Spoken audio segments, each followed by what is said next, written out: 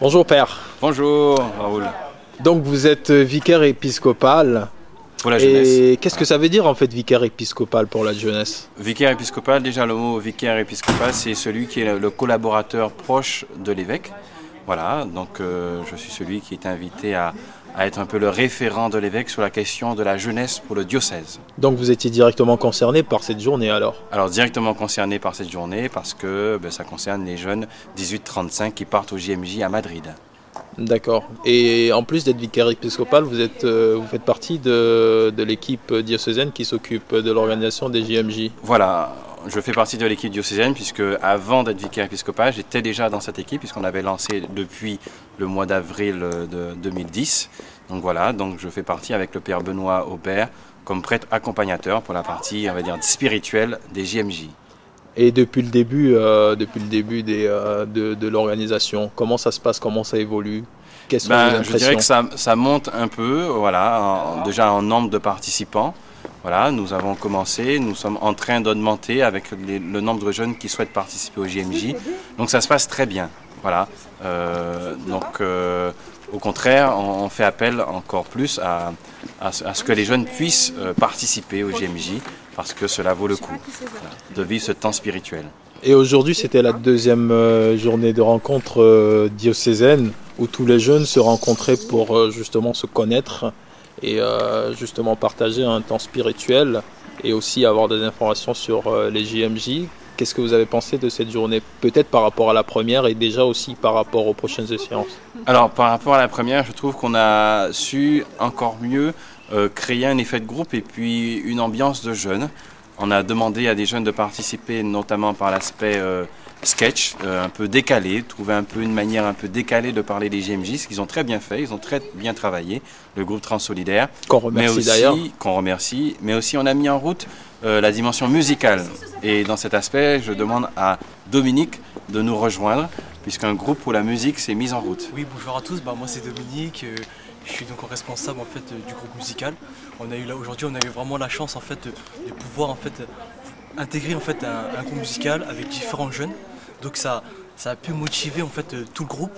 Donc l'idée générale c'est qu'aujourd'hui on va former en fait ça, on va donner quelque chose de concret pour pouvoir en fait donner une suite pour les prochaines réunions. Et par rapport à la suite, au JMJ, au temps qu'on va vivre à Cuenca et à Madrid, oui. Est-ce que tu penses que le groupe il sera toujours En réalité, en fait, l'idée générale, on va s'envoyer, donc en fait, on va se réunir pour pouvoir en fait sélectionner des chants en fait qui seraient un rapport avec l'Espagne, aussi avec les JMJ. Comme ça, on va sélectionner en fait cette partie-là pour comme ça ne pas se transporter plusieurs chants. Donc juste des chants principaux, on va les travailler en fait et on va les faire vivre en fait à Madrid le jour ainsi que dans les cars, etc. Et aujourd'hui vous êtes combien de musiciens?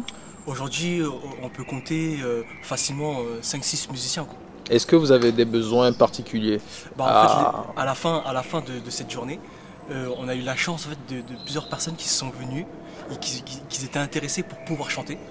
Donc l'idée, là on a une nouvelle en fait, idée, c'est-à-dire qu'on a les musiciens et en plus on a plus les chanteurs donc pour former peut-être une chorale qui pourrait en fait renforcer cette équipe. D'accord. Merci Dominique. Voilà, de rien. Et donc mon père, donc oui, ça c'est une initiative qui est née de ces rencontres et qu'est-ce que ça vous inspire? Mais voilà, on veut qu'il y ait aussi un effet joyeux, festif pour ces JMJ. Il y a l'aspect festif, il y a l'aspect culturel, il y a l'aspect foi, prière.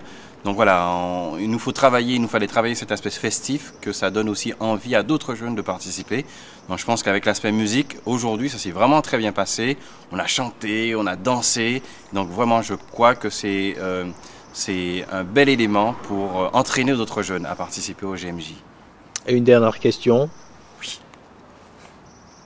Quel conseil vous pourriez donner à des jeunes qui hésitent encore aujourd'hui à aller au JMJ? Déjà en tant que vous, avec ce que vous allez vivre, et en plus pour des jeunes comme ça qui se posent encore la question, qu'est-ce que je vais vivre là-bas? Le premier conseil que je donnerais aux jeunes, c'est s'ils entendent parler des JMJ, qu'ils essaient de se rapprocher de leur paroisse, d'un groupe paroissial, parce qu'on essaie de mettre l'accent sur une dimension de groupe pour vivre ces JMJ. Donc je dirais surtout aux jeunes, rapproche-toi de ta paroisse si tu entends parler des JMJ pour participer. Je dirais aussi que c'est un temps spirituel fort et qu'à travers cette dimension spirituelle, il y aura de quoi nourrir sa foi, nourrir sa vie d'église. Voilà ce que je dirais aux jeunes. D'accord. Donc n'hésite pas et rejoins-nous. Il y a un blog, JMJ93, donc, et aussi sur Facebook. Il peut aussi nous retrouver. Ok, on espère que le message est passé. Merci mon père. Merci et à bientôt. Raoul. À bientôt.